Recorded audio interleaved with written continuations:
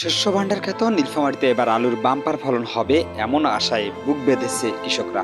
অতীতের চেয়ে এবার আলুর উৎপাদন অনেক বেশি হলেও ন্যায্য মূল্য পাওয়া নিয়ে শঙ্কায় রয়েছেন কৃষকরা। নীলফামারী সদরের কৃষক শ্রী অমল চন্দ্র জানায়, জমি থেকে আলু তুলতে শ্রমিকের খরচ বহন করতে হিমশিম খেতে হয়। ঢাকার ব্যবসায়ীদের সঙ্গে যোগাযোগ করতে না পারায় স্থানীয় ব্যবসায়ীদের কাছে আলু বিক্রয় করতে হয়। ফলে কৃষকের চেয়ে বেশি লাভবান হচ্ছেন মধ্যস্থভোগী আলু ব্যবসায়ীরা। এখানে 1.5 বিঘা মাটিতে আমার খরচ আছে 40,000 টাকার বীজ আছে। 1.5 বিঘা মাটিতে প্রায় 8,000 টাকা সার আছে, হাল আছে, খরচ বহুত। তাতে খরচ তো 60,000 পার হাজার।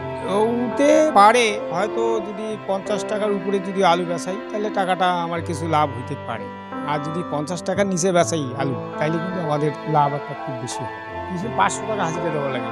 এইভাবে তো আমরা আবাদ করতেছি আর কি। কিন্তু এটা তো দামের উপর নির্ভর করবে। যদি রেট ভালো পাওয়া যায় তাইলে আমাদের কিছু থাকে। কিন্তু এই বছর বীজের দামটা বেশি। এখন যে কি হবে বলা যাবে না, তবু কিন্তু আমাদের যেহেতু এটা সারা জীবনে যখন আমরা করিয়েছি আমাকে করতে হয়। এ মৌসুমে আলুর অধিক ফলনের আশা করলেও দাম নিয়ে সংখ্যায় চাষিরা। তবে আগাম আলুর দাম থাকে তুলনামূলক চড়া, আর ক্ষেতের আলুর ফলন ভালো হলে লাভবান হবে কৃষকরা। নীলফামারী জেলা কৃষি সম্প্রসারণ অধিদপ্তরের উপপরিচালক ডক্টর এম.এ. আবু বক্কর সাইফুল ইসলাম বলেন, নীলফামারী জেলায় মূল আলুর কত হেক্টর হয়েছে আবার একটু বলবেন?